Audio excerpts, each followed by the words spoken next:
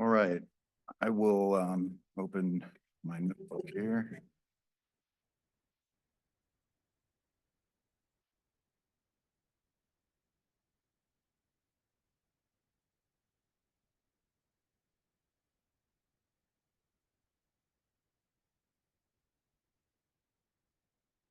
All right, so I'll call to order the March 27th meeting of the Board of Equalization of Albemarle County.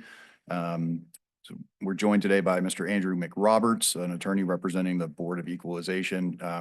Mr. McRoberts may have met some of you before, but there are others who may be new. So could we briefly just go around and if you'd introduce yourself to Mr. McRoberts and give him a sense of a background and your interest in the board, and then we can move on from there. Could we start with you, Frank? Okay, I'm Frank Friedman. I've lived in Albemarle County since 1999. My field is higher education, especially community college education. Worked in community colleges for 45 years, the last 23 of which I was president of Piedmont, Virginia Community College here in Charlottesville. I retired in 2022. Now I spend my time on a handful of boards. I teach a couple of classes as an adjunct, and I'm a CASA volunteer working with kids in foster care. I'm on this because Ned Galloway asked me, and I don't know what I got myself into, but I think I'll find out. Welcome. Thank you. My name is Bob Beard, fourth year on the Equalization Board. I am on this because my supervisor, Jim Andrews, asked me to do this 4 years ago. I am a retired journalist, local news person, and real estate investor and rental property owner in retirement. And this is probably going to be my last year because I have been asked to run for the school board in Samuel Miller, and I'm going to go ahead and do it. So I might be hitting everybody up for contributions, but hopefully not. Thank you, Bob. Thank you. I'm Dave Norford, lifelong resident of Albemarle County. I farm with my family out in the Stony Point area, and this is my second year on the board. Thank you, Dave. I'm Evan Mayo. I represent the Scottsville district. No, Monticello. Gosh, I've forgotten. Scottsville. Yeah. Okay. Scottsville. I'm here with a purpose. My interest in the board was sparked by just tracking the performance of the real estate market in Charlottesville, and I'm a partner in Braden Property Management, which kind of keeps me close to rental property issues like Bob. Yeah. I'm David Mitchell. I've been here in Albemarle County about 20 years. My wife grew up here, so we moved back. I work for Great Eastern Management Company. We manage apartments, shopping centers, office buildings in town, and one place in Harrisonburg, Virginia. Do some development. I was a contractor I'm still a contractor. I'm a reformed contractor. That's it. Thank you. I'm Bill Howard. I moved here in 1965 to teach school. I didn't last long because I wasn't going to live on that salary. Got into real estate 52 years ago. I own my own company, Real Estate 3 Commercial Properties. I also own a residential company, Bill Howard and Associates, and do a little bit of property management, not very much, mostly commercial. I guess that's it. And Mr. McRoberts, could you tell the board members who don't know or not worked with you before, kind of what your practice is and how you were connected with us? Sure. I've practiced law for 35 years. I'm at Sands Anderson out of the Richmond office, but we practice local government law all over the state. I've represented BOEs before. I do a lot of tax assessment defense for local governments, made some law in the Supreme Court from time to time. And, I know quite a bit about assessments and how BOEs work. So I'm glad to be tapped by your county attorney to assist y'all. I don't know if you saw a conflict or just an opportunity to pass the torch. Either way, I'm happy to be here. Thank you. And do you also represent Albemarle County, the Board of Supervisors? We do. We've helped them do various things, including acquire real estate. We've helped them with some employment issues from time to time and, some litigation, I think, also. Sands Anderson has a very large group of government lawyers. We have sort of the education school side that represent over 80% of the school districts. On the local government side, I'm the head of the local government team, as we call it, at Sands Anderson, and we represent about 25 localities as chief counsel. We also defend their litigation. We also do all of the, any public finance, bonds, loans, things like that. We also do public employment, federal litigation, you name it. There's very little that local governments need as far as legal services that Sands Anderson can't provide. So, this is kind of one of my niches, so I'm happy to be here to help y'all. Okay, thank you. I had one further question, which was if we have questions today that have developed over the last couple of years before we were independently represented, do we have the option today to go into closed session to communicate those questions to you? Yes, under 2.23711A8, you can go into closed session to receive the advice and consult your lawyer. There are certain things that FOIA provides as an exception that probably don't apply to you, like you can't go in for even sensitive deliberations. There's an attorney general's opinion on that. From personal litigation experience, I know you can't be sued, which is good news. And so, you can't consult your lawyer about probable litigation because I don't think there is any. But generally speaking, all of the exceptions to FOIA that apply for other public bodies would apply to this public body. And that would include consulting with your lawyer. So I think we've got an agenda to get through, but maybe we could take a straw poll at some point and see if anyone else is prepared to have that conversation with Mr. McRoberts. If so, we can go into closed session and have it. If it'd be better to schedule, I know this is the first meeting of the year. If it'd be better to schedule another one in a month or two, we may be able to do that as well. So if you just think on that, we can do a straw poll as we get further along. Okay. Does everyone have One other idea, Evan, on handling that is just like the email exchange we just had.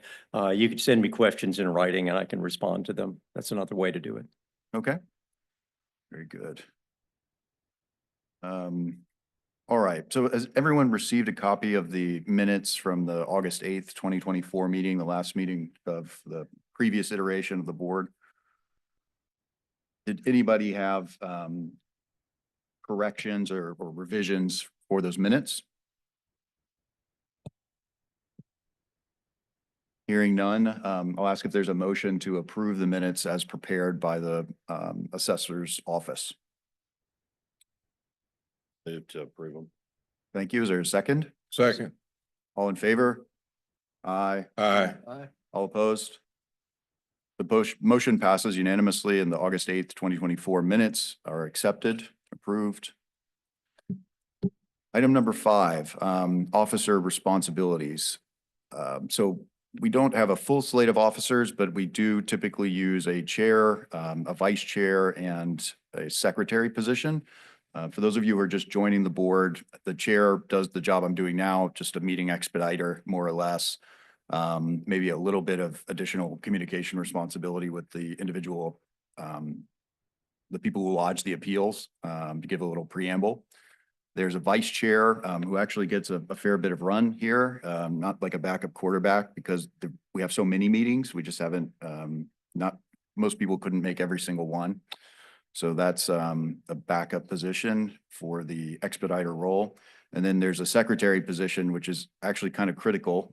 We are backstopped by the assessor's office, who have corrected a few, transposed numbers for me when I was the secretary, and they're very good at it. But we do record on pre-produced templated minutes, whether the assessor's calculation or assessment of the property would be adjusted, and if so, in what direction, and to what the new assessment number is. So If you have wandering attention, like I do sometimes, that can be a challenging role. But that's the only other one that's kind of a critical role.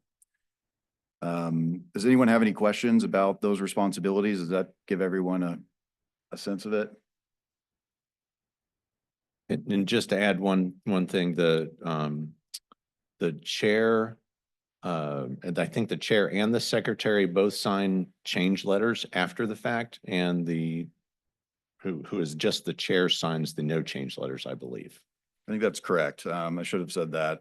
It's so easy because you guys prepare everything so comprehensively. It's just kind of a 5-minute stop, but there is one additional trip to the county building a couple of weeks later to sign those. We do need to choose officers for the upcoming year. And I guess we could start with the chair. I think I've been the chair for 2 years now. I'm quite willing to step aside and let someone else ascend to the position if anyone has an interest. I nominate Evan Mayo for chair. Second. All right, all in favor? Aye. Aye. All right, thank you very much, Dave. Mr. Mayo, Mr. Mitchell, are you keeping track of, As secretary, right, currently, So of the votes that you've done? or I the- have provisional notes also. Oh, you do? Okay. Yeah. Okay. And we do have the recording, but if there's a written record so far, that's good. All right, thank you. Okay, Bob served as our vice chair over the past at least year, maybe 2 years. Bob, it sounds like your reign may be coming to an end as you described your new election, your new campaign, I should say. Oh, the school board, my school board rep, Graham Page is retiring. He has stepped up and said, would you be interested in doing this? I've been active in boards for, I don't know, 4 or 5 years. And I decided, I don't know, 2 or 3 weeks ago, just to do it That's wonderful. and run for a school board as a local candidate. Well, I'm sure you'll have your hands quite full with that. I'm gathering that you'd probably prefer not to put your name forward for the vice chair position then for this. Be year. happy to do it if necessary. Is there anyone else who would be willing to be considered nominated for the vice chair position?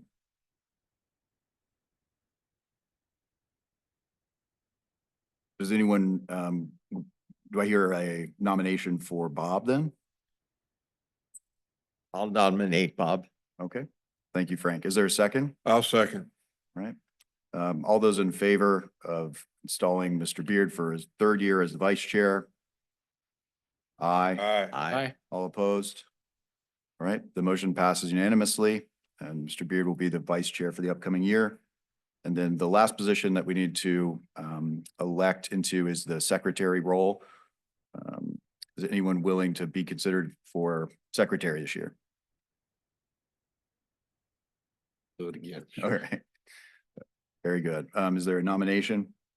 I nominate Dave Mitchell for secretary. All right, I'll second it. All in favor? Aye. Aye. All opposed? All right, Mr. Mitchell, thank you for your service. Okay, so those of you who haven't had a chance to work with the assessor's staff, Pete had suggested that we have a little bit of opportunity to interface with them and get an understanding of their background and their role in the office. So does it work for your team to introduce themselves and just give a little bit of an explanation about how they will interact with the Board of Equalization in the upcoming year? Absolutely. So I'll just start with myself. I've been the assessor here for 10 years and have over 30 years of appraisal or assessment experience. So I will be at all meetings unless something unforeseen happens. And if I'm not, then Billy Taylor is always at the meetings. Now, Billy Taylor, you're probably all familiar with, at least through email. She's always involved in everything related to Board of Equalization. She makes sure that everything runs smoothly in the background. So Billy Taylor is my deputy assessor.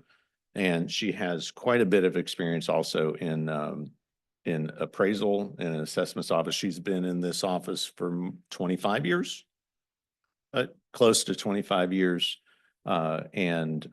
She pretty much runs the residential side of the assessor's office. So I have a lot of confidence in Billy Taylor. Lewis Herndon. Lewis, stand up for a second. So Lewis is is a supervising appraiser. So he supervises several of the 4 or 5 of the appraisers, residential appraisers in my office. He will be present anytime either his properties that he appraises or his appraisal staff appraises. He'll be in the board meeting to assist or answer questions. And Lewis has quite a bit of experience also in both the fee world and assessor's offices in Gloucester and here. And Deb Collier is an MAI. She's a very knowledgeable, extremely knowledgeable commercial appraiser with a lot of knowledge of the local area, local market. Yeah, I consider myself pretty knowledgeable when it comes to commercial work. I've done it, my entire career. And Deb leaves me kind of in the dust for, for what she knows and her ability to research. So I'm very excited that Deb is with us. She will be present for any of the commercial appeals and will present information to you. And while I'm introducing that, I'm going to go ahead and jump to, I gave you all several documents. One of them is the bound copy. In past, we every time we had a commercial appeal, we would attach the background information like support for cap rates and information like that to the appeal. This year, we have this document, which has all of the, it kind of all combined together, all of the cap rate information and sales that go with all of the different income properties. And this is going to be kind of the backup resource in any one of those appeals. So this is a copy for you. It's up to you whether you want to leave it with us and we'll bring it to the meetings, or if you want to keep it and have it with you. Because one of the things questions we're going to ask you later is how you want us to get the information to you for each hearing. We typically send it to you via email about a week in advance so that you can review it prior to the meeting. Do you want that to continue like that? Do you want us to bring the notebooks with the printed copies to the meetings for you? All that. So we're going to have you determine what you want us to do for that to get the information to you. But I wanted to share this with you because this is an exciting, document that has all that information, and it'll help us avoid giving it to you each time we have one of those reviews. Thank you, Mr. Lynch. You're welcome. I didn't miss anybody. My front office staff is very integral in doing the background work of preparing the minutes and preparing the letters that are sent out afterwards. Mark is here, Mark Voitko from my administrative staff. So you quite often will work with him or with Brenda Traylor on any of that documentation. Any questions for Pete or his staff about what was just explained?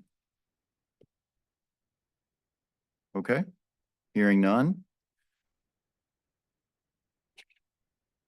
Need to, for new members, there's a training authorized or required, I should say, by the General Assembly, I believe. Frank and Bill, have you had a chance to schedule that training, or have you completed the training? I've scheduled it. I can't remember the date. It's the first one in April. 10th. Yeah, I signed up for that. Thank you. Scheduled, but Okay. I'm gonna be out of the country until 25th of April. I'll be on May 8th. Okay.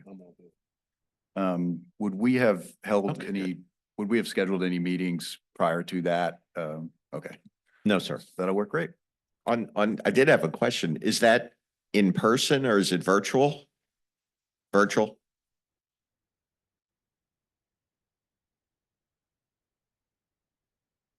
Okay. And Frank and Bill, have you also received, there's a sort of nondescript invitation to the HR portal. We are paid for these meetings and you'd have to get onboarded onto Yeah, I think I just got a form that I need to fill out to move that along. the analog version. Okay. Did it a few minutes ago. Very good. All right. Thank you.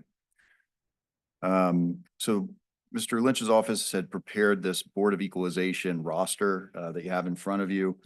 And does anyone need to update any of their information, or do you have a different set of contact information that you'd like to publish in your capacity as a member of the Board of Equalization? Yeah, I have one change where it has home phone. We finally cut the cord with a landline, so we no longer have that number.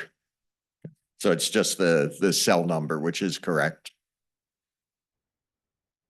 We did notice there were a couple of them. I know Mr. Mitchell and one other had second year needs training. The needs training part is, we're deleting off that. The second year doesn't need training. I also do no longer have a home phone. Just a cell phone. You got that, Billy? All right.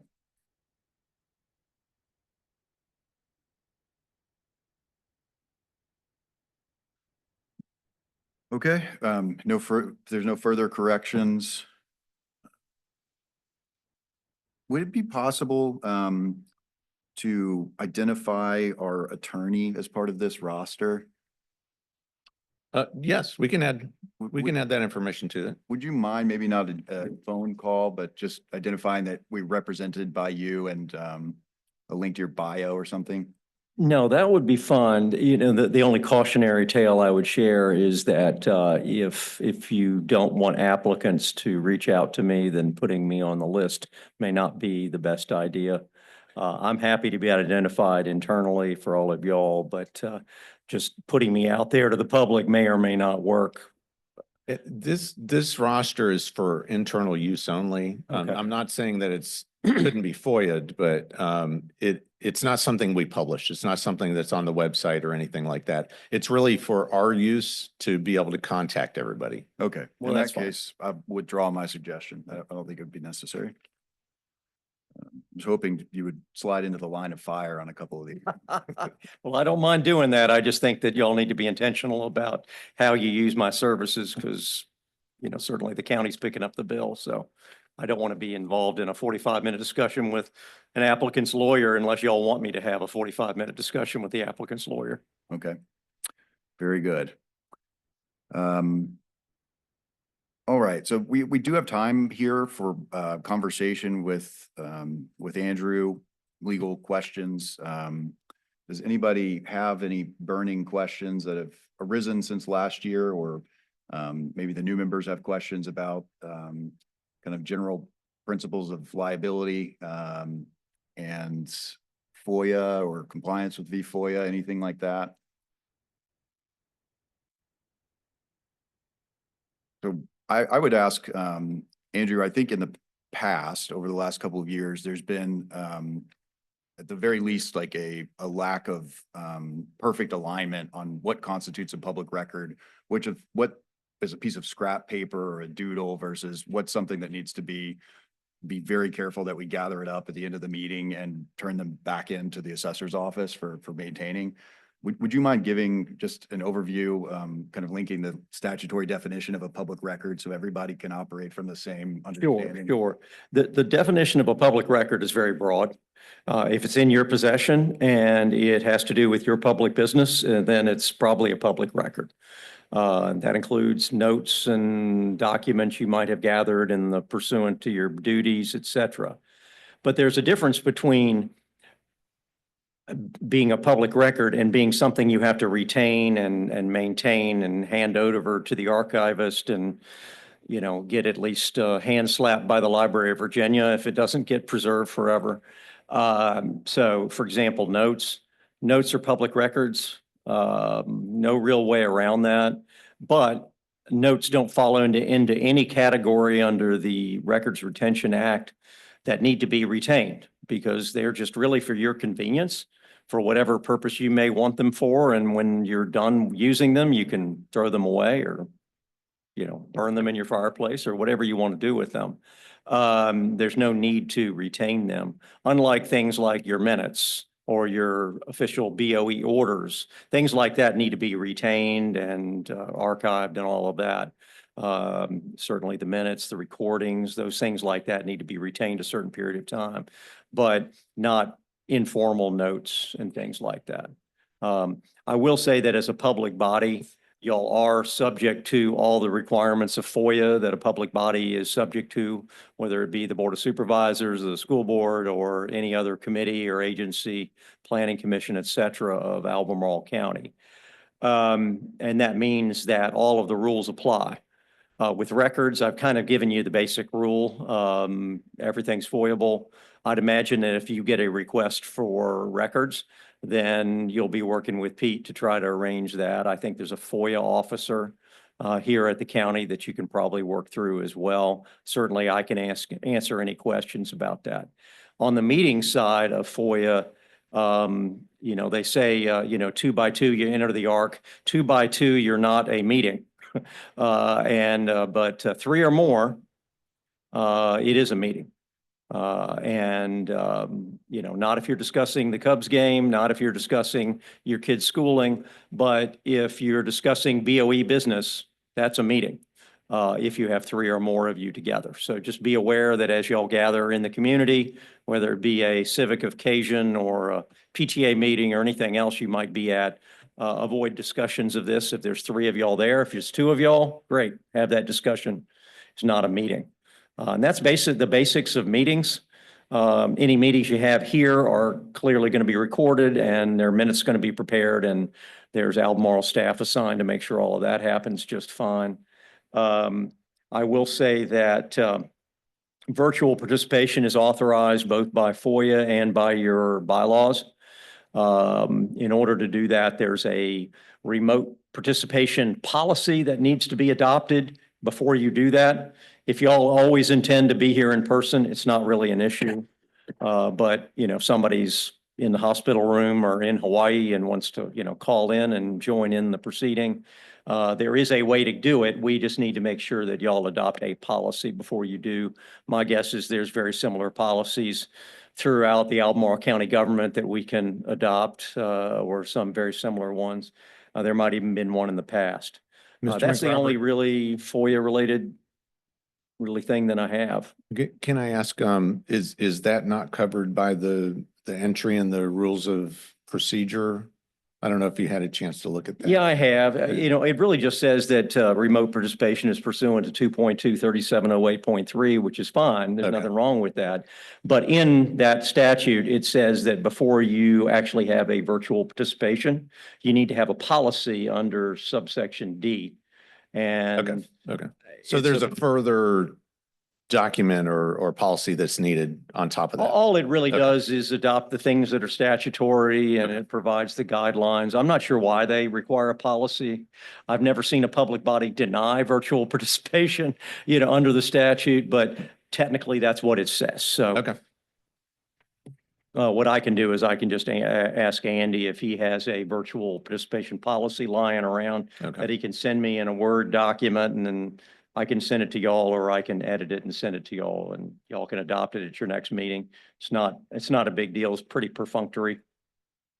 Okay. And then relating to the notes, as Mr. McAndrews was talking about, we give you packets each time, paper packets, and sometimes you might write notes on there. And as soon as the meeting is over, and I believe, you can correct me if I'm wrong, the Library of Virginia says that as long as those notes are no longer needed, then you can dispose of them immediately. So we do, as soon as the meeting's over, unless, that hearing is going on to another meeting, which rarely happens. It has happened, but it rarely happens. We will immediately destroy those, all of those notes afterwards, with the exception of one clean record for the files and of course, the minutes and the other things that are required. That's consistent with what I said. Yes. So that's really helpful. A question that had occurred to me in the past is, if there are 3 or more Board of Equalization members, say, eating lunch together, in between sessions, is there any distinction between, open public business and, a recollection of a particular case, say, last year, that we may have heard? Is that constitute conducting public business? Could it potentially be considered a meeting, or because the appeal is no longer pending or it's been decided, is that just sort of knowledge sharing at that point? If you're swapping old war stories, I don't think that's constitutes the content of a meeting. But if you're discussing it because it's relevance to your current work, I think it certainly crosses that line, and it'd have to be a factual determination at that time. Best to be safe. In that case, does it mean you just need to add it to the minutes that the discussion happened? Well, or- once it becomes a meeting, then there are other requirements, like making sure the public has access to it. There are minutes taken, things like that. So it's best just to avoid it as a meeting at all. If in fact y'all decide to do a BOE meeting over lunch on the downtown mall, that's a wonderful thing to do in the spring, but it may not be the greatest place, because then you have to let the public know that you're meeting on the downtown mall for lunch, and don't be surprised if somebody shows up and wants to sit at the next table and listen, because they have the right to do that. So it's really just best to avoid the 3 or more discussing the business of the BOE, while y'all are on the board, on the BOE. Thank you. I'm sorry, Mr. Mayo. I was actually thinking of when you have a full day of hearings and at lunch, you guys are talking about something. I wasn't even talking about a different day. But Oh, so those are was- 2 totally different situations. Yes, we had the same idea. Okay. So that's helpful. I wanted to ask also, there's been instances over the past few years where someone who has appealed a tax assessment, and I will have a independent recollection of what that property looks like, or I've driven by it, or I've lived near it, something like that, where I have information outside of the universe of facts presented through the appellant or the person challenging it. Is it permissible or advisable or not advisable to rely on that information in making a determination about whether the appellant has carried their burden of proof? Sort of a judicial notice type of question. Yeah, I think it's best to let the applicant sort of share the information they want to share, because it's their burden and their claim. On the other hand, you are a quasi judicial body, not a completely judicial body. And I think that as a public body, I think you're expected to know stuff because you live in the community, and many of y'all have been here many, many years. I think there is also a reason the General Assembly says that at least some of y'all have to have, ties to the real estate community, et cetera. I think that it's certainly clear that you're expected to know stuff about your community. So I don't think you can just leave that at the door. I think good practice might be, if there's something critical that you think is swaying your decision that's not in the record, I think good practice would be to disclose that to your fellow BOE members and say, hey, I know personally that this is the way that property is set up or whatever. And then the applicant can say, no, that's not true, and y'all can have a discussion about it. But I do think that there's certainly no reason to sort of leave your knowledge about the community at the door when you join the BOE. Thank you. That's helpful. And I note that I'm responsible for swearing in the witnesses. So to me, that would, I have the ability, or I'm authorized to assess the credibility and disbelieve if it doesn't seem credible testimony of, I guess, either the assessor's office or the appellants. Is that consistent with your understanding? Well, as far as testimony, I mean, people are under oath. I mean, there are criminal penalties that in theory could be brought upon them for lying under oath. However, you don't have the power to punish them. However, you do have the complete authority to deem them credible or not credible, to take what they have to say seriously or not, depending upon how you take it. You are, again, quasi-judicial, just like judges have people lie to them on the stand all the time. We hope that that doesn't occur in our country, but it does. And certainly whether they are lying or not, certainly credibility and weight of evidence is clearly something that you get to decide as the quasi judicial body that you are. And so if someone were to give in not credible testimony or to testify falsely about some aspect of the property that they're challenging the assessment of, what would be the proper process to refer that situation to someone who would have the authority to assess it and deal with it? Well, clearly criminal activities are the job of your local law enforcement and the Commonwealth's Attorney's Office. I don't think you ought to routinely refer things to their office. I think that the best penalty initially is to just simply, weigh evidence and make a decision accordingly. Is there a If you statute of- want to call somebody out and say, I don't find them credible, you can say that. That's certainly permissible. As far as criminal referrals, I wouldn't recommend them, but, that's obviously an option. Is there a statute of limitations associated with, I guess it'd be a perjury referral? Misdemeanors are typically 12 months. Any further questions? I have a question. It was brought to my attention that a property owner in my district was unhappy with his assessment, reached out to the supervisor who wanted my contact information. She wouldn't give it to him. But if he gets it and if he calls me, I was just going to tell him I can't even talk about it. It has to go through the process of this board. But is that correct or not? I think that's perfectly fine. Okay. I think it's probably best practice. But I will say that that's up to the individual BOE member. Again, if you have information outside of the meeting that is relevant to your decision making, then you really probably ought to disclose it. And one way to not to have a lot of things to disclose is not to engage in those discussions. And I would just want to add, my office will never say, oh, Mr. Mayo is the representative from your district. And, we discourage or just flat out tell them that they need to deal with the board itself and not a member. So. And that's really best practice. Again, y'all are a body. Y'all make decisions as bodies. And so, you're not a political elected body. And so some of the lobbying that happens in, even a planning commission scenario, really is not appropriate for a quasi judicial body like you. I understand that you represent the board, and for others who may not have been in this situation before, suppose that someone FOIA'd me specifically and said, Evan, I'd like to have all the text messages you've ever sent about the Board of Equalization. I don't think there are any, but what if it was specific to me? Would you represent me and my interest in that scenario? I believe so. I mean, as long as they're FOIAing you because you are the member of the BOE and, that's it. Yes, I would. Hopefully we could resolve it by simply giving them the documents so that it's not a lot of legal time involved. Yeah, and that's one thing to say is not just sort of notes and things. Sounds like to me, Pete and the folks have a process to deal with that kind of a thing. But you should be aware that emails, texts, things like that are about public business are also public records. So I would keep them to a minimum.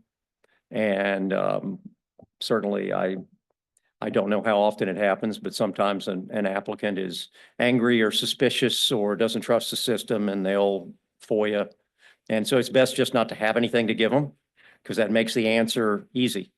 You tell your FOIA officer or whoever's responding on your behalf that I don't have anything. And that's the right answer if you don't have anything. Is it also the case that a meeting can't be deemed to have occurred by, say, a reply all email?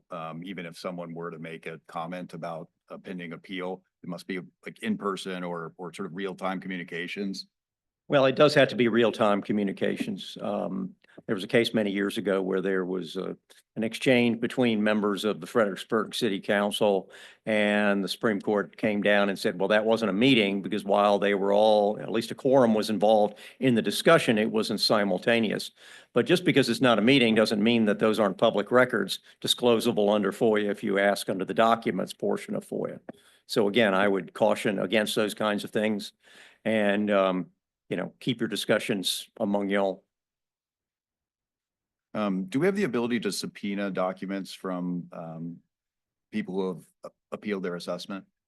I believe you do. I think that the process is probably not laid out very well in the statute. So if you want to do something like that, let me know and I'll dig into it a little bit. I'm interested. Okay. I'll make a note. Thank you. Anything further?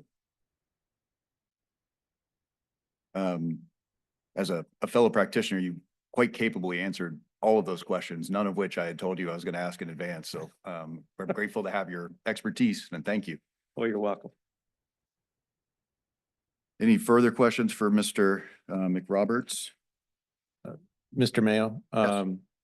and as I told you a little while ago, I forwarded the email that Mr. McRoberts sent of the two questions that you had asked in advance from before. So one of those relates to the board being able to require an interior inspection in order to do an appeal. And the answer to that was no. And I forwarded that to all six of you so that you could see his answers. But I wasn't actually going to ask this year if we could require an interior inspection. But once that question came up, I just went ahead and included that in the agenda. But I want to strike that from the agenda or just skip over that one since the answer is no. Okay. So for the new members of the board who are not privy to the conversation, there was a question that arose last year about whether we could condition an appeal on an agreement by the person appealing the assessment to allow the assessor's office to access the interior of their home. And the reasoning for this was that the interior condition of the property is somewhat essential information for the assessor to feed into their mass appraisal technique. And when access is denied, it's very difficult or more difficult for the assessor's office to produce an assessment or a defense of their assessment that's of maximum usefulness to us and of maximum accuracy. So that's the backstory there. So it was not a current policy and the request has now been withdrawn, as I understand it. Mr. Chairman, if I Yes. can elaborate on that. I think the answer is no, because the way it was phrased to me is, can I require an interior inspection? And if they don't give it to us, can we just, not hear their appeal? I think the answer to that is no. I think you do need to hear their appeal and you need to make a decision. However, if you ask for information that's reasonably appropriate to receive and they refuse to give it to you, then you can take that as a matter of credibility again. And, the taxpayer does have the burden. So, that may not be a good thing for them to refuse to let you do. But no, you may not just simply dismiss it without hearing their appeal.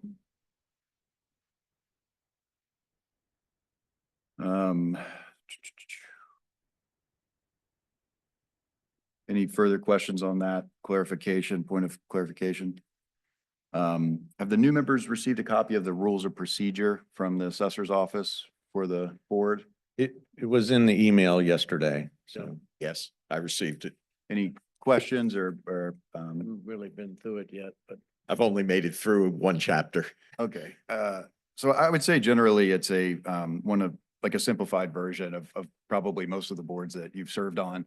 But generally we call the meeting to order and we call each of the cases as they come up. We give a short explanation of what we do and the types of evidence that we could hear, which tends to be kind of important because people don't always know what they are allowed to say or what would be persuasive to us under the guidelines that the General Assembly has given us.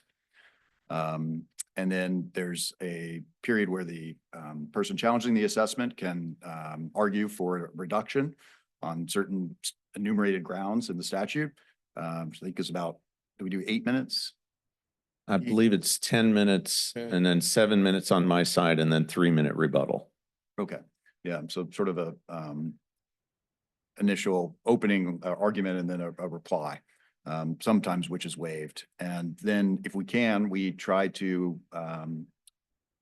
deliberate and talk it through and make a decision right away. But if needed, we can defer it and have further consideration. There's been a couple of cases where we've asked for additional information to feel like we could make a decision. And if they stack up, in my experience, it's difficult to pull the individual evidentiary submissions apart at the end of the day. You know, when you've heard 16, I feel like to the extent that we can, we've always been better served by deliberating immediately. Any questions about any of the procedures? I've just laid it out. During an appeal, will the appellant generally bring video? Is that permissible? Is that generally what happens? We've not had anyone be so bold to do a walkthrough video. We normally have had I guess we're .png or .jpg images that are submitted as attachments to emails, usually through the assessor's office. There's oral testimony, there's sometimes written submissions, there's sometimes sort of sourced expert reports, like a broker's opinion letter. And then obviously the people who are challenging commercial or multifamily property or industrial or those are much more substantial, 100 times the size and backed by consulting reports and aggregated data about the performance of the business that inhabits the property. But I don't think we've seen any video so far.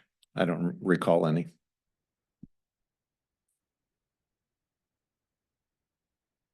Okay, I would just encourage you to review the rules of procedure when you have a moment. They're only about 4 or 5 pages, so it will go quickly. Are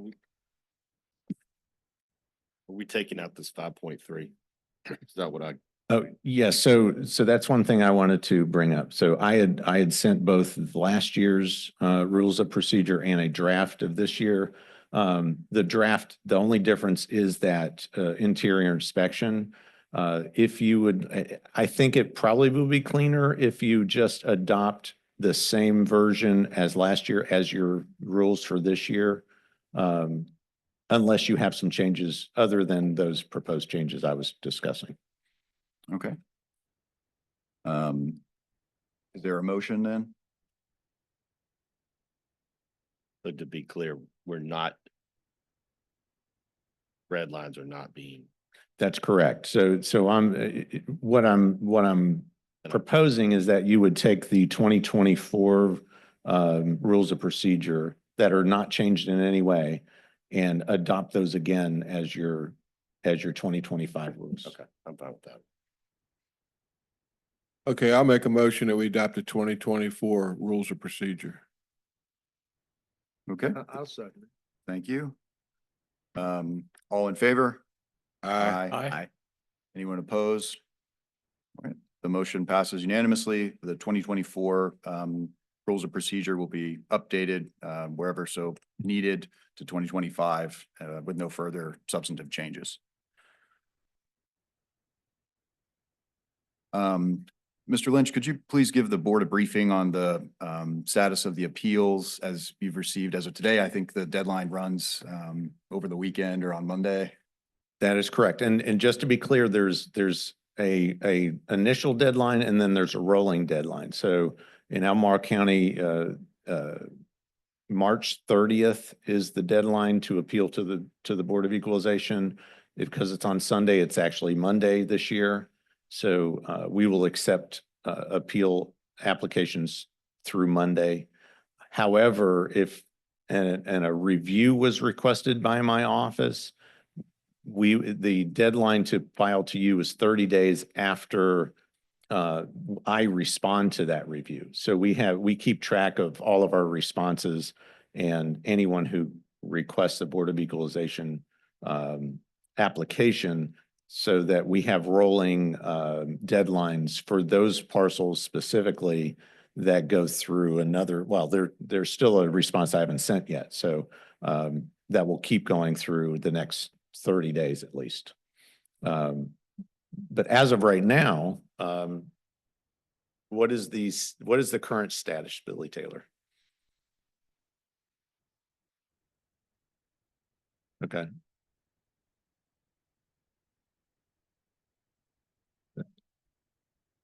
Okay, so far we have, in Albemarle, we control so we don't have somebody who says, who turns in an application,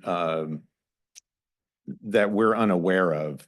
We control the application. So we number them and send them out at when they're requested, and then they have to be returned by the deadline.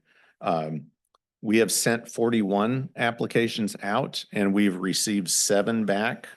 Of those 7, is it 2 additional? On top of this, okay, yeah, there were 9 returned to us and 2 have been withdrawn since then. In some cases, they'll appeal to you, but then we'll make an adjustment on review and then they're happy with that adjustment and they withdraw their appeal. So 7 out of 41 so far. And so that, if I'm recalling correctly, 2 years ago, didn't we have 63 or thereabouts? I believe so. It's gone way up and down. Now, we had 18 one year and 60 some the next year. So it really matters the public mood, I think, and what they're expecting in a value change, what they hear in the media and then what they see in their assessment change, so. All right.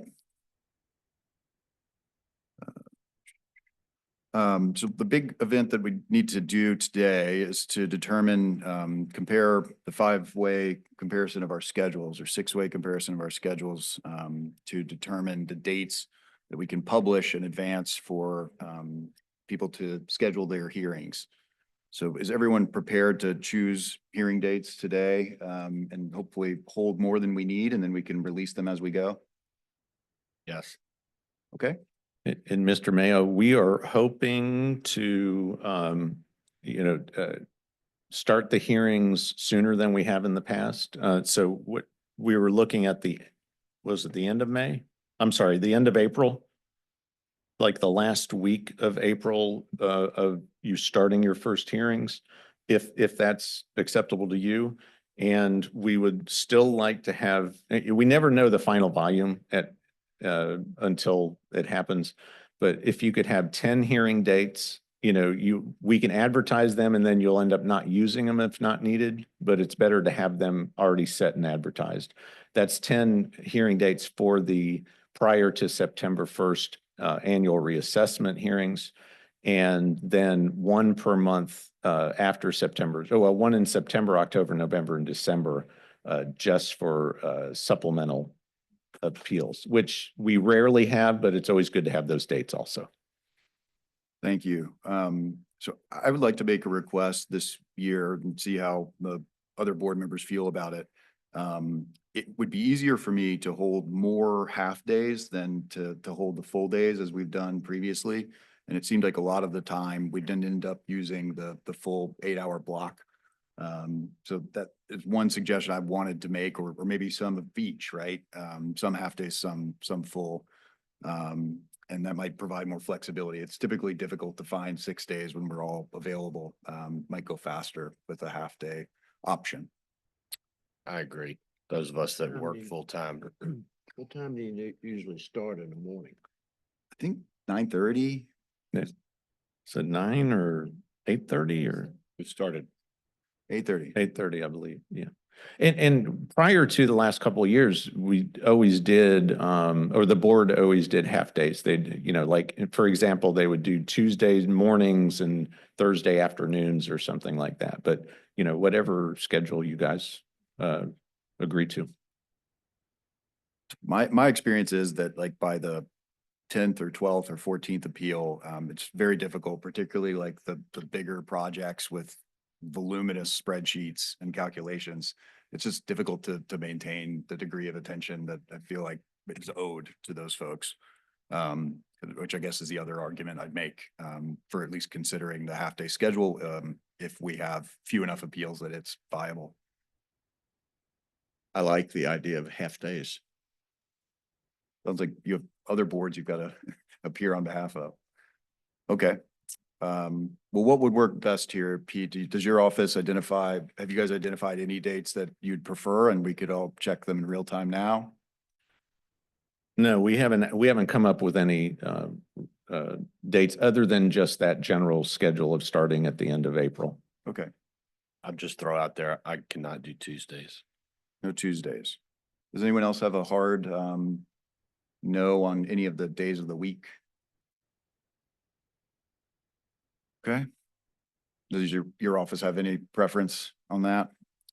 I would also prefer not Fridays, but I can make Fridays work. But I do tend to travel more often.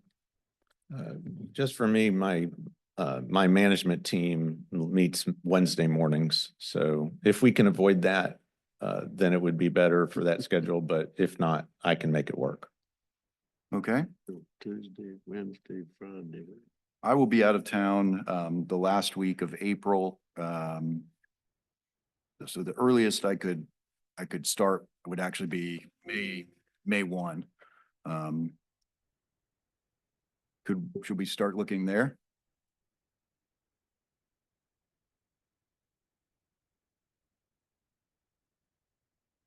I'm available. You talking about morning? I think what's your pleasure? The half-day thing is great for me, and I can do mornings on that day. So, Fine. Is everyone available on the morning of May 1? It's a Thursday. Yes. Okay. Starting at 8:30. Yep. Could everyone hold 8:30 to say 1 o'clock? On May 1, works for me. Okay. 8:30. It's good. How many full dates are we looking for here, Pete? Would 4 or 5 be enough? Full days? No, half okay. half days. Hmm. Kind of thinking, each appeal's like 20 minutes, right? Thereabouts, 25. Right. Now, you were talking about this earlier. It's always difficult to balance how much time to assign to each one because some of them will go on and on, if you don't rein them in, and some of them require you guys to discuss more. So we never know until the hearing actually happens. And we don't want you sitting there waiting a long time for the next one. We used to do hour for each. But we also don't want you not having time and then you have them all bottled up at the end of the day. So,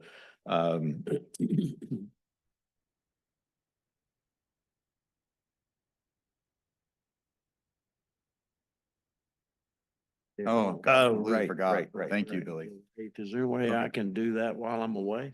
If I can get access to it Online. right. online? It- I'm kind of challenged when it comes to computers, but if I can get it in Italy, I'll be fine. yeah, those two combinations of things probably don't go well together. If you kind of challenge with the computers and you're trying to do it from, I would say you probably we can't do any public business out of the country. So I would say that's probably not an option. So May 8th, I mean, I'll be back, I'll be here, Okay. but I don't What- have my training until the 8th. One option, Mr. Mayo, is that we don't schedule any commercial properties until after that, and the rest of the board can go ahead and hear some of the residential properties. It's completely up to you. That's a good solution. This would be residential only. Yeah, we'd have the quorum, just a majority. So let's do that. If we can all hold that date, May 1, that's one of the 4. And then do we want to look at the following week? Or actually 2 weeks after that, I guess, would be the next good spot. The 15th, I think I can't do the 15th. Any other date that week that someone would Yeah, I propose? can't do the 15th either. I can't do that Friday. My son's getting married. I can't do the. All right. What about, say, like the 12th or the I can do 12. 14th or the 16th? I can do the 12th. I don't think I can do the 14th. Monday, Tuesday, Wednesday is good for me. And you said you can't do Friday, Correct. That's the 16th. so Monday, Tuesday, or Wednesday that week, it's all right. with me. Sorry, I misheard And you. you can't do Pete. Wednesday mornings, right? Or- Okay, so can anyone not make May 12th from 8:30 to 1? Okay, Good. May the 12th. What was the time period on May 1st? 8:30 to 1. 8:31, okay. The understanding that we'll likely come in well beneath that. So then what about the following week, the week of the 19th? All right, Anyone? this is where I run into a problem.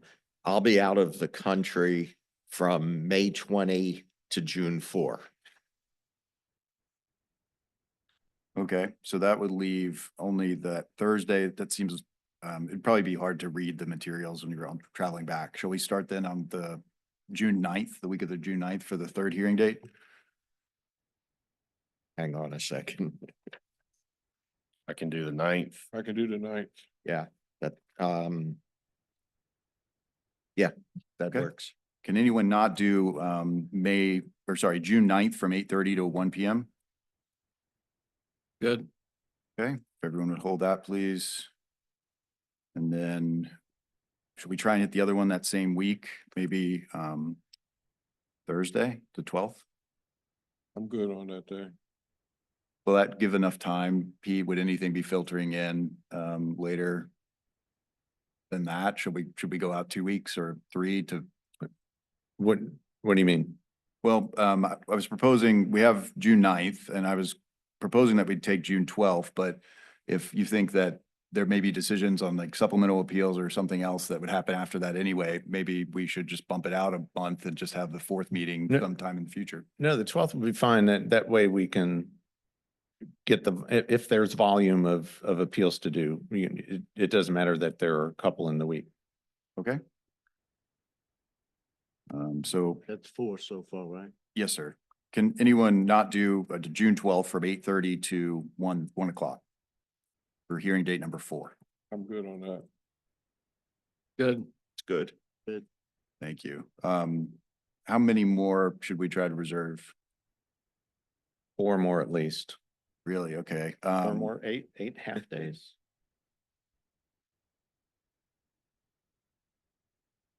Right, but remember, we're only gonna be able to do half as many in a day than we scheduled before, so. Okay, 4 more, please. What about the same structure for the following week, like 16th and 19th? Monday and Thursday, 8:30 to 1. I can do Monday. The 19th is a holiday. It's Juneteenth. Oh, Google Calendar needs to update. Okay. So the 16th though is available for everyone? Yep. Yeah. Yes. Okay. Yep. So that's hearing date number 5. And then skipping time? Wednesday. Same time. Same time, yep. Skipping Wednesday for the assessor's office, Friday for anyone traveling, 19th for holiday. We could look the following week. What about, We want to try to do, oh, you said you're not doing Fridays. I Sorry. could, but it's after a holiday. Right. Might not get good uptake from the citizens. I can do the 23rd if you're just gonna bang out week after week. Yes, I could do the 23rd. Is that 23rd. 23rd. 23rd of June Good for with me. hearing date number 6? Do you want to offer any afternoons instead of mornings? That's a good idea. Anyone not able to make an afternoon date on the 23rd? That's fine with me. What Good. would the times be? It's okay. We say 12:30 to 4:30 or 5? Fine. And we're talking about June 23rd, Yes, June 23rd. 12:30 to 5. Yes, Okay. that's number 5 or 6? That's 6. 6, okay. Following week, I cannot do anything that week. I've got a trial. About the 26th. 26th, yes, I'm available. Is anyone not available afternoon as well, I guess, on the June 26th, 12:30 to 5? That's good with me. Good. Okay. Good. I'm good. All right, so that's 7. Following week I cannot do, but what about the week after that? Everyone available then? 30th. I cannot do the week of the No, 30th. that'd be into July, wouldn't it? Oh, We're got into the wrong July one. now. Sorry. Yeah, the July 4th week is probably not good. Okay, 7th, July 7th. That the next Monday. What date are you looking at? July 7th for the 8th hearing date. I would suggest a little later in that week, just because it's following the July 4th weekend. Good argument. What about the 10th? 10th is good. 10th is good, Morning or afternoon? either one. Let's do Yeah. morning. I slightly prefer it. And we've just given 2 afternoon dates. 8:30 to 1. Yes, sir. Is anyone unable to make July 10th, 8:30 to 1 PM for hearing date number 8? Okay. All right. Hearing no objection. Now, that's 8 dates, I think, if my counting's right. Can we have, do we want to have one in August just as a backup? For something that is, what do you refer to it in court? Pushed to another date. Provisional? Yeah, Contingency? yeah. Okay. Sure. Late August or early? Probably middle sometime, early to middle. What about August 14th? Anyone? I'm good with that. I can do that. I can't be here in person. I could do virtual. I'm not out of the country, but I'm at the beach. Oh, gosh, that doesn't seem like a fun way to dial in. that- I could do, I mean, I could do it, but Remember, you've got adequate, 6 people on the board. One person not being there is not It's necessarily Well, going to that's, be. that's true. Okay. Anyone else at the beach on the 14th? you can Maybe. you can join me if you want. Where? Could all go down there. August 14th, we're gonna do morning or afternoon on that I one? prefer morning if no one else has an objection. Morning's fine with me. Okay, so that's number 9. Morning's good. August 14th. And then just one day, one half day, in September, October, November, and December, to, and like I said, these are rarely ever used, but just to be in the advertisement. So you're saying that we need one in each month or just? One in each month. Okay. Yes, please. So September. What's Labor Day again? First. First. So what about the 11th or the 8th of September? Hey, Did anyone not do September 8th, let's say, 8:30 to 1? That'll be fine. That's good. Yeah, I can do morning. I can't do afternoon on the 8th. Okay. This was likely to be a short one, too, because of being last. So it'd be date number 10, I think. I mean, it's so rare that we get these supplemental appeals. If we do get one, it would probably be one property. So it would be a half an hour to an hour meeting. Right, and then October, maybe we just try about a month after.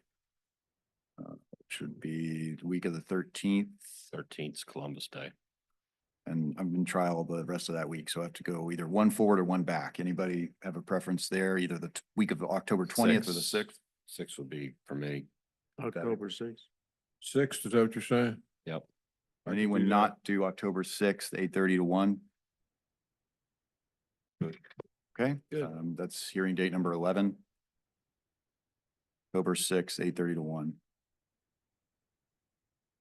Then forward a month, November 3rd, it's like 10th. elections. 10th. November 10th, 10th. okay. November 3rd. Cool. I think, Day before election day. yeah, that, Bob's gonna be busy that day. No, I'm not gonna, He's not campaigning. I campaign. um, I'm not gonna be available. what about the 13th or the 3rd or the 6th? 13th is fine with me. Okay, can anyone not do the 13th, 8:30 to 1? Good. All right, that's BOE hearing date number 12. And then just one more in December. I would ask that we put it earlier in the month. Things get kind of dicey for me after about the 15th. Anyone Yeah. got the opposite schedule or? is that Earlier okay? the better. Okay. But about the 8th? 8th is yes for me. Yes. Okay. 8th, good. Second. All right. So that'd be hearing date number 13, I think, That's good. December 8th, That's 13. 8:30 to 1. Okay. So, what is your preference for location, for rooms? Is this room your preferred place to do your hearings? Is 241, which is the little bit larger room, better? What does the board prefer? I'll put in my 2 cents worth as an old man that can't hear very well. I can hear better over there than I can in here. Can you, okay, okay. Me too. Yeah, I feel like some of the appellants have been visibly nervous to present in here and that they've been stronger in the smaller room. And It's, if it's all the same, I'd just like to give them the opportunity it to. probably is a little more comfortable for somebody coming in. I agree. Okay, so I just wanted to get your preference. Sometimes we have a hard time reserving rooms. So that's why we end up in 241, which is the nicer room, the bigger one, sometimes in 235, and then eventually sometimes in here. So I can't promise which one we'll get for this, but I wanted to have your kind of priority level. So, Who's our competition? Like who's pushing us out of the room? What board or commission do we need to take? well, take time all, on? there's all kinds of needs for those rooms for county meetings and not just board meetings and stuff like that. Where is that room? Oh, it's just across the hall. There's one right across the hall and then the next one down. Okay, thank you all. That was pretty painless for trying to get 6 people on the same page. More than that really with the assessor's office. I just have a couple of other items. One is Pete had flagged for us that we have a preference, we can express a preference about how we'd like to receive our appeal packets. Pete's office does a big, it's a heavy lift to gather all this stuff, particularly the commercial things and put them in tabs and have them available in binders for us on the day of. Those are convenient for taking notes on, but we're not, I hope, going to be doing too much of that now. Do we all have to vote the same way, Pete? No, I don't think so. I mean, we can, So the version control nut in me was kind of thinking how nice it would be to just have like a SharePoint or something that we accessed electronically and all had exactly the same, like no write permissions. right. Usually I set up I put these documents into a Google Drive Google and then I Drive. send you the link so Yes. that you can access them. Very easy. That We works. get to look So at if we do it electronically, you're still going to have a hard copy for us the day That's of? my question for you. I think it's good. I mean, I would like to have that paper copy in front of me during the board meeting. So certainly I understand if you would want that.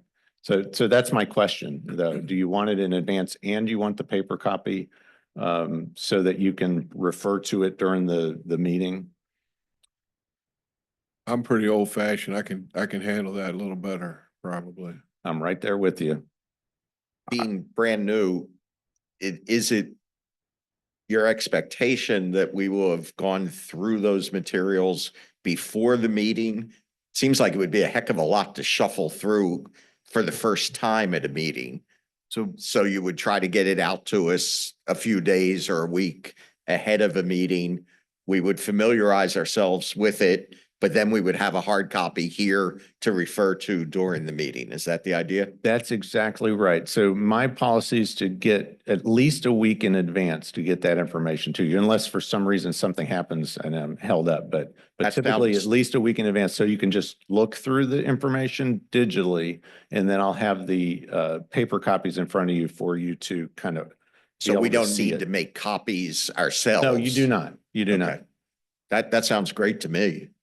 Yes. it. Yeah, me too. Okay, I will then throw in with everyone else and we'll use a paper copy as well. Okay. A couple of things on that, Frank, that just your comment reminded me of is the folks who are appealing will not necessarily observe the the sort of convention to submit everything ahead of time. They may come with something different. In fact, they often do. Yeah. So you just have to be a little bit prepared for that. So it Sure, could be something that's not a drastically problem. different.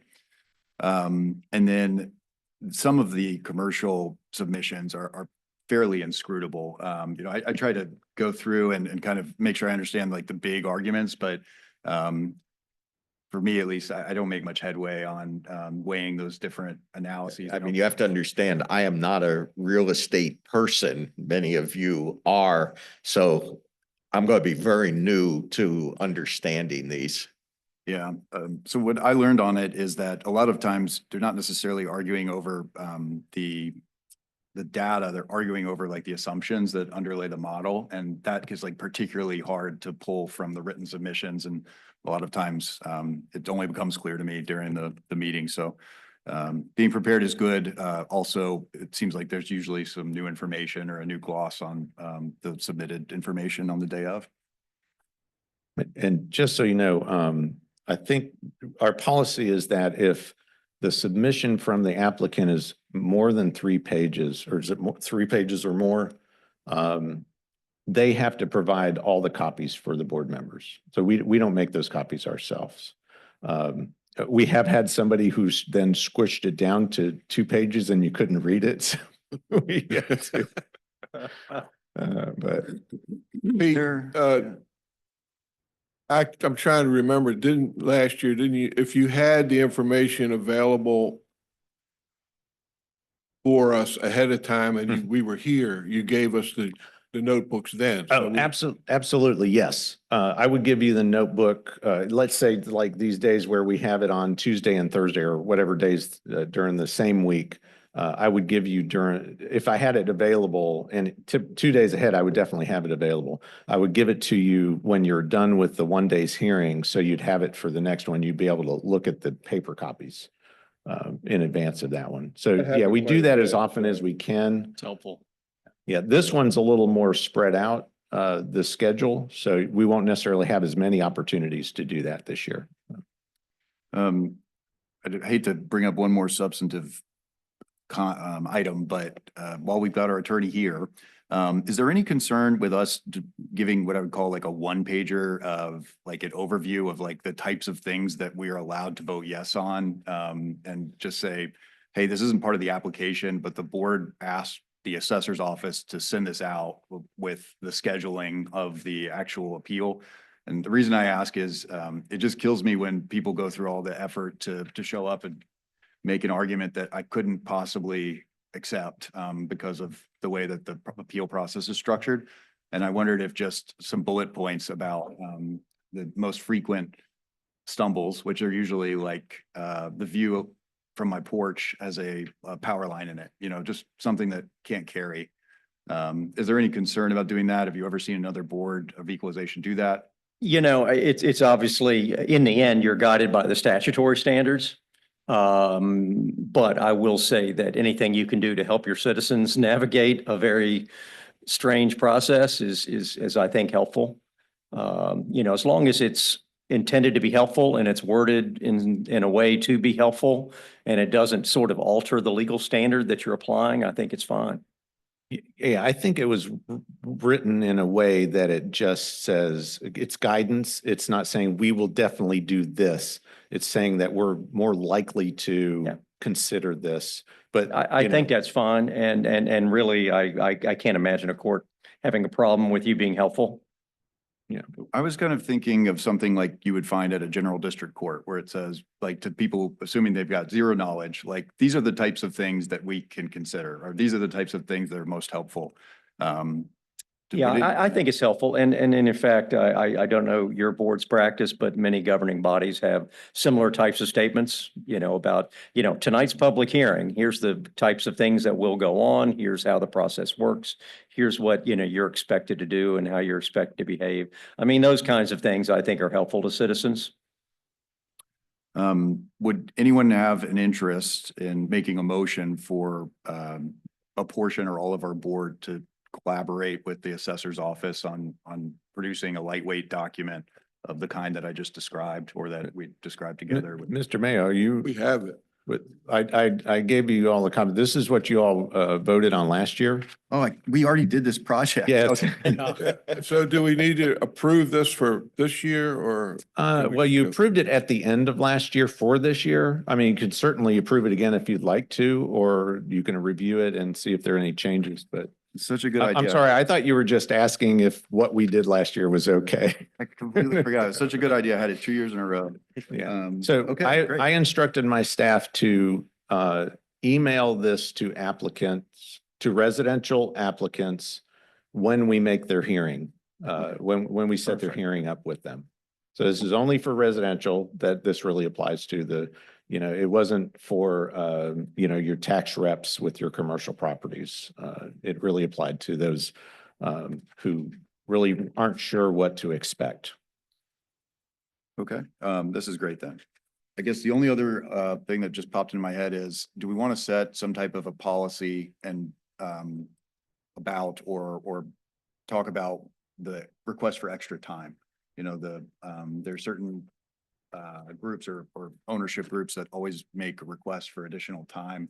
And sometimes we grant that, sometimes not.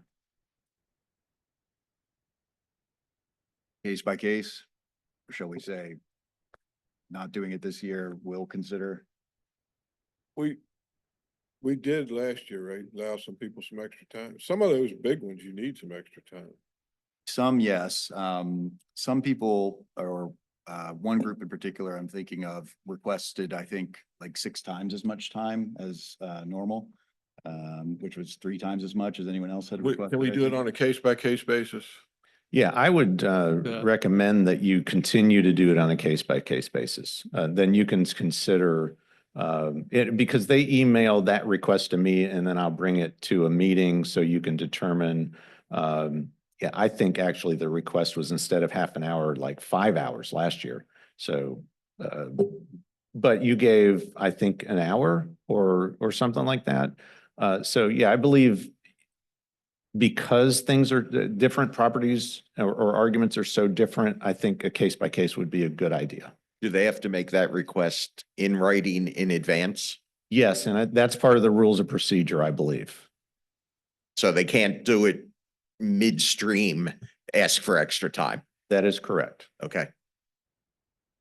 It's one thing that we try to be sort of firm about, because people will come and sit and be there for the next one. And a lot of times they're taking off of work or something else. So. Okay, that's all I've got. Any other business? Billy, anything? Okay, is there a motion to adjourn? Take a motion, we adjourn. Is there a second? Second. Okay, all in favor? All right. Aye. Aye. All opposed? All right, this meeting is adjourned at 10:29 a.m. Thank you all. Thank you.